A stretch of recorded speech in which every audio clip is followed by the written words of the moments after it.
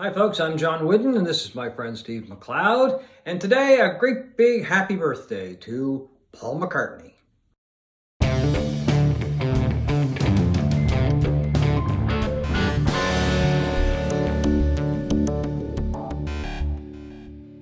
So Paul McCartney just turned 80.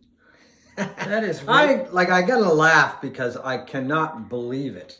Well, I'm not laughing. I'm almost crying because, I mean, to think when we saw him on the Ed Sullivan Show in February of 1964, he was 21 years old. Yeah. So not only is Paul McCartney getting old, John, I hate to break this to you. So are we. Yeah, and it's the feeling of nostalgia and for a time gone by, but also our mortality is kind of knocking at the door a little bit, and that's kind of sad, and especially the mortality of some of our heroes who we've lost a lot already. But you got to say McCartney is an incredible 80-year-old. Well, he's still going strong, and I was a witness to that just a few days ago at MetLife Stadium in New Jersey. My wife and I and a couple of friends went to the last show of his current tour. I think he's playing Glastonbury. I'm not sure if that's... I heard that as well. Considered part of the tour, but it's the last of the North American dates that he had planned, kind of etched in shortly after he could get back on the road. And it was just a wonderful night. It was just... First of all, here's a guy who's 80 years old. Well, it wasn't that night, but 2 days away from it. And he's up there, and... How long did he play? 2.5 hours? It was 2.5, going on 3 hours, I think, something like that. The time just kind of went, right? Yeah. But he never let up. There was one moment during one of my favorite McCartney songs, Solo or the Beatles, and Maybe I'm Amazed, and his voice cracked a bit. And my wife and I, Mary, kind of looked at each other, and she said, "Oh, he's losing his voice." And this wasn't that far into the show. Mm. And I was like, oh, gee, I hope that's not it. I hope, he's not going to be able, I hope he's able to continue. It was just a hiccup. I mean, I don't know. He was dry or something or whatever. But anyway, he continued, he soldiered on, and it was just a wonderful night. So nice to be there with everybody else, 50 to 60,000 people at the stadium. We had the opportunity to sing happy birthday to him, just kind of spontaneously. And then later on, John Bon Jovi came out and kind of got the crowd going with some balloons to sing him a more formal happy birthday. But anyway, it was just a great night. And he's just so good. 80 years old. You'd never know he was 80 for one thing. Yeah, he's a poster boy for veganism or vegetarianism or whatever form he espouses. And, he's it's just an incredible shape. I wish we could all look that good when we hit 80. He does look a little older, but he is a little older than when he was here in Halifax. Yeah, he was here in 2009. I think it was 2009. Yeah, okay. I looked that up, and that night, there's been concerns about his voice for the last few years, a number of years, and that night I found it took a few songs for his voice to open up. Yeah. And after that, he was fine, and it was wonderful, and it is such an emotional experience for anybody who hasn't seen McCartney live. To see this guy, because I never, when he came to Halifax, I never, ever would have expected that in a million years. No, me either. And, he's a guy that we both revere. The Beatles, is our greatest band of all time. Yeah. And as they are for many of our generation. And to see him live was very emotional. And some people were crying. Oh, yeah, yeah. And I would assume there were probably a few tears in the crowd in New Jersey as well. I think so. I mean, I think you could see people getting emotional.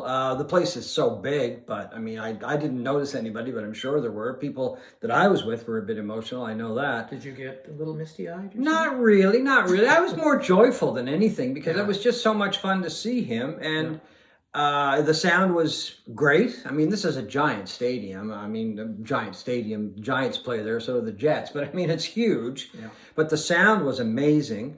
The lights were amazing. The effects that they used a couple of times were once again amazing. And it was just a wonderful show. And the fact that was almost 80 and was up there playing like somebody like half his age. I mean, I've seen people half that age that don't put as much into a show as he does, right? Mm-hmm. There were a couple of times, or at least once, where we thought he was going to trip. I think it was just a cable or something.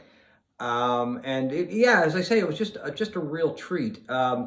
I was hoping that Ringo would have shown up for the show because Ringo was also in the New York area earlier because we went and saw Ringo and the All-Star Band at the Beacon Theater, a much smaller venue, of course, which was a fun night. And then Ringo had to cancel his tour because of COVID. A couple of people in his band got COVID.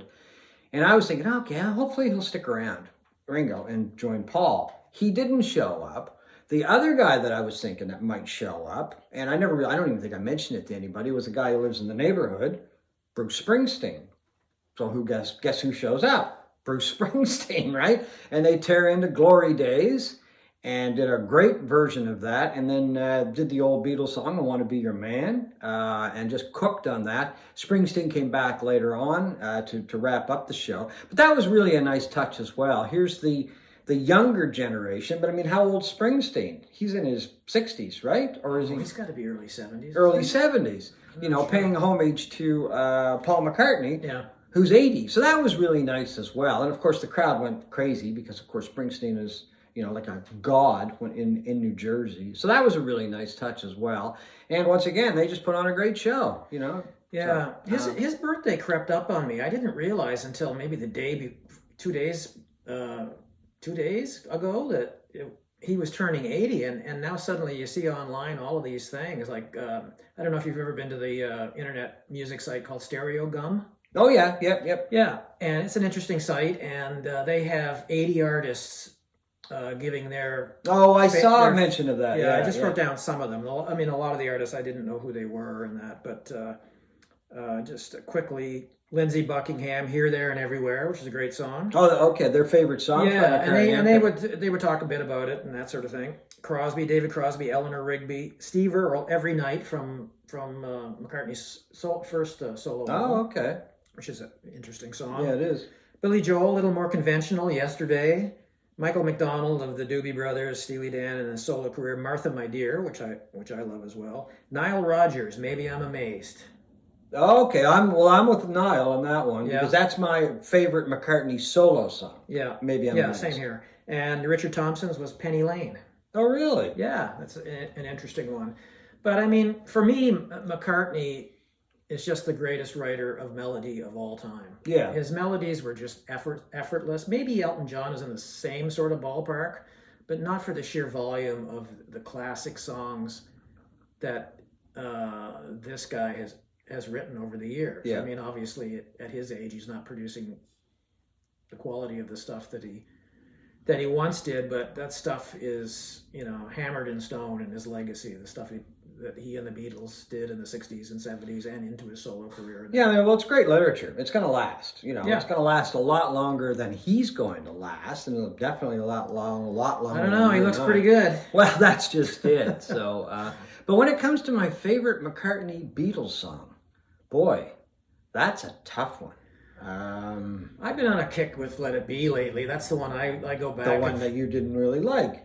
The album. The album, yeah. I love the song, and I always have loved the song. It's a song I can hear all the time, and it doesn't, you know, and but you know, it changes a bit. Penny Lane, Eleanor Rigby is another one. But, yeah, well, I'm like that too. I can't really say that there is a favorite because I kind of go back and forth. Penny Lane, I really like. Michelle, I really like.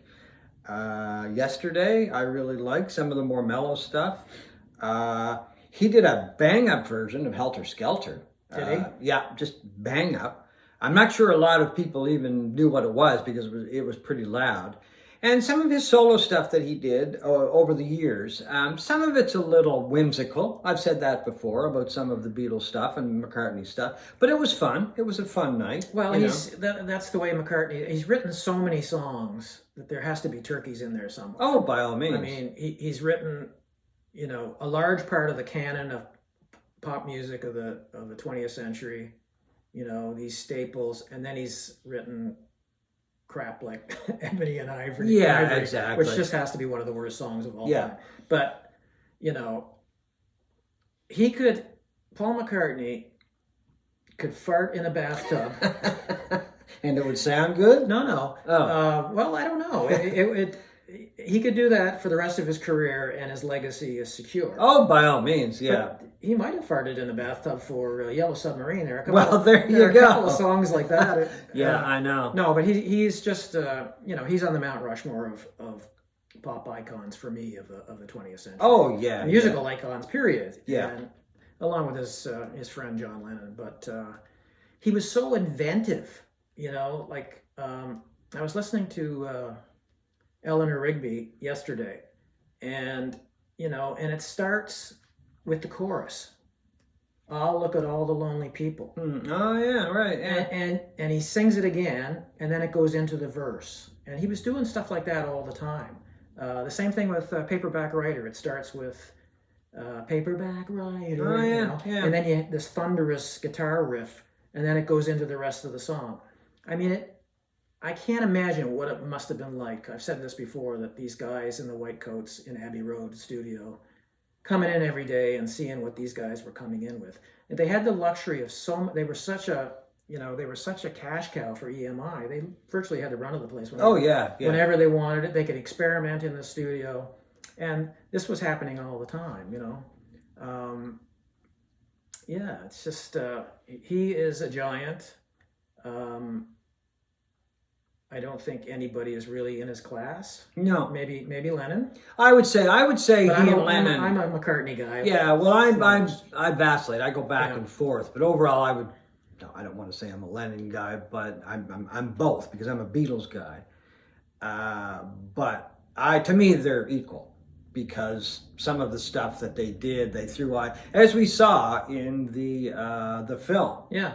Get Back. This is what they did. They threw ideas around. Right? Yeah. And as we all know, every song was credited Lennon McCartney, but later on, or as they got going in their career, one guy was writing one guy was writing the other one. Occasionally they would, like on A Day in the Life. Yeah. It was mostly a Lennon song, but he was having problems with the bridge. Yeah.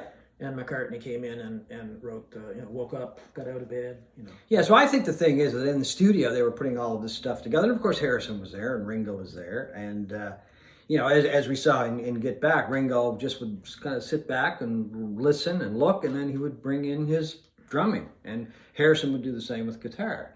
But, Lennon and McCartney, to me, both titans, and I'm going to put them on equal footing.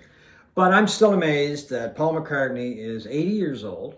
The fact that I'm still amazed that he's 80, but I am more amazed, if there's such a word, I don't even know what that is, but there's something above being more amazed that he's outperforming and doing it as strongly as he is doing it. And I just witnessed it a few days ago. And still wanting to do it. Still wanting to do it. It's not always the best anymore. He's not at his peak like he was in the 20s, in his 20s and 30s, but you have to admire guys like McCartney and Neil Young, who are still following that muse. Yeah. They are, and Bob Dylan. Yeah. They're performers. Yeah. They're singers. And none of them are doing it for the money. They can't be. It's not like we have to go out and make a whole bunch of money, right? Yeah. They're doing it for the love of performing, the love of the artistry of writing the songs and then performing the songs. So, anyway, for me, it was just a real treat. As I said, I was hoping Ringo would show up. I was telling people before I went to the New York that I was going to go see the Beatles. Well, I did, but not together. But two wonderful shows. Ringo was a lot of fun, and of course, Paul was just incredible. And that, of course, is his first album. An album that I like more and more. I do too. As the years go by. Yeah, it's the simplicity of it. Yeah. The fact that he did it all, other than I think there's some Linda McCartney background vocals on it, but he plays all the instruments, and like you, Maybe I'm Amazed is, to me, his greatest solo song. Just an absolute. Yeah. And we can't do a show about Paul McCartney without saying what a great voice he has. Oh, wonderful voice. Had. Yeah. Maybe it's a little weathered. But as he showed with Helter Skelter, he's got a voice that can take on the rockers, and he's got a soft melodic voice. He can scream, almost as good as Little Richard or somebody like that. Exactly. And my favorite McCartney album, though, is Ram. I love that album, and I think there you have the CD. You go. That's my favorite McCartney album. Solo album. This is the DCC Gold version, which is, a real, just unbelievably fantastic production-wise. Sounds incredible. Very difficult to get these days, I would think. Oh, probably. Came out in the 90s. Yeah, I agree. That's my favorite McCartney solo album as well. Anyway, we just wanted to send along our birthday wishes to Paul McCartney, known by many as Macca. And we hope you had this is done after the birthday, so we hope you had a happy birthday, Paul, and many more to come. Thanks for the great songs. Thank you. And you've been watching This Sonic Obsession.